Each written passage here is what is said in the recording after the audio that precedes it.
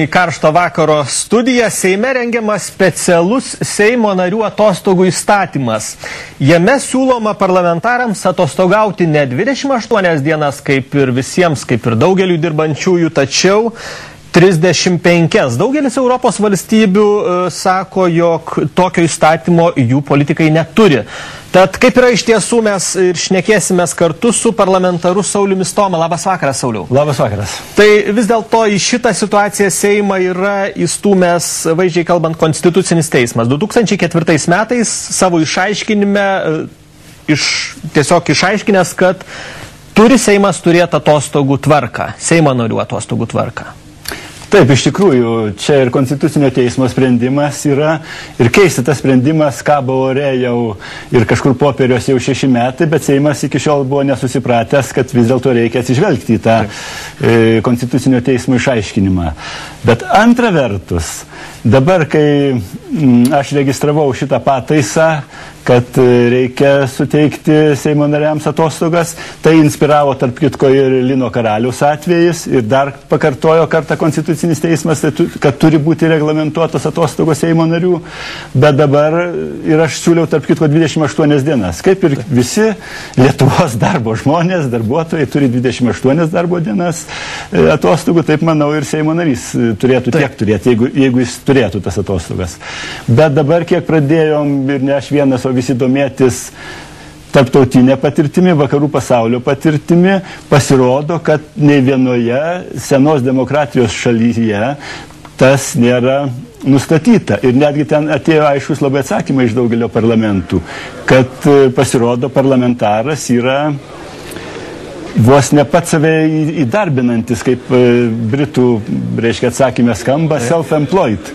Reiškia, tiesiog vos ne kaip laisvas menininkas. Tai manau, kad čia mūsų sąlygom tas nelabai tinka, nes mums tiesiog trūksta tos vidinės atsakomybės ir supratimo, kad tu esi žmonių atstovas. Bet kaip taip, Sauliau, susijęs su Konstitucinio teismo išaiškinimu? Na, tai kaip yra vakarų Europoje, jūs sako, ten nėra formalios atostogų tvarkos parlamentarams, bet Konstitucinis teismas sako, kad turi būti atostogos. Taip, tai mano šitas pasisakymas taip truputį subyra į dvi dalis. Viena dalis turėtų būti vos ne kritika mūsų Konstituciniam teismui ir tam ankstesnės kadencijos teismui dar Egidijaus Kūrio vadovaujamam Konstituciniam teismui, kuris tikrai yra padaręs gana keistų sprendimų ir nutarimų ir matyt tikrai poveikį darė dar tas postsovietinis mentalitetas. Taip parlamento tyrimo departamento ataskaitoje rašoma, kad atostogos griežtai reglamentuojamos tik tai postsovietinėse šalyse. Taip. Vakarų demokratijos šalyse tos atostogos nėra reglamentuotos. Kaip vertinti šitą argumentą? Mes telefonu susisiekėme su Vaidotu Vaičaičiu, jis yra Vilniaus universiteto teisės fakulteto docentas. Labas vakaras. Labą vakarą.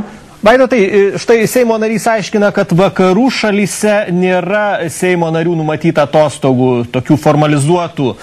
Konstitucinis teismas sako, kad jos turi būti. Kaip čia išeina?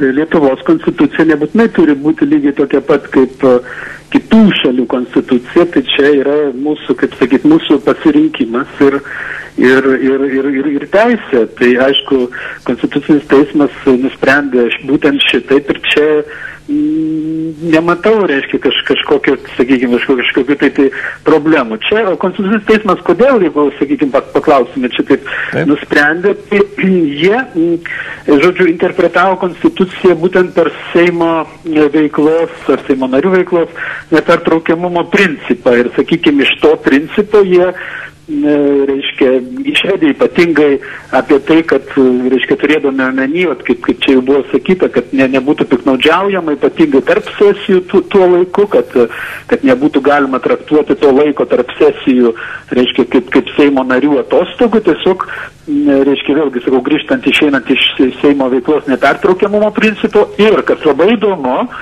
iš kiekvieno žmogaus, taip pat ir Seimo nario, konstitucinės teisės turėti kasmetinės mokamas atostogas, Konstitucinis teismas iš tikrųjų 2004 metais būtent Liepos 1 dienos nutarime, reiškia, tokį sakinį, reiškia, įrašė, kad įstatymų leidėjui kyla pareiga įstatymų nustatyti, būtent Seimo nario kasmetinį mokamą atostogų trukmę. Aišku, čia yra, galim sakyti,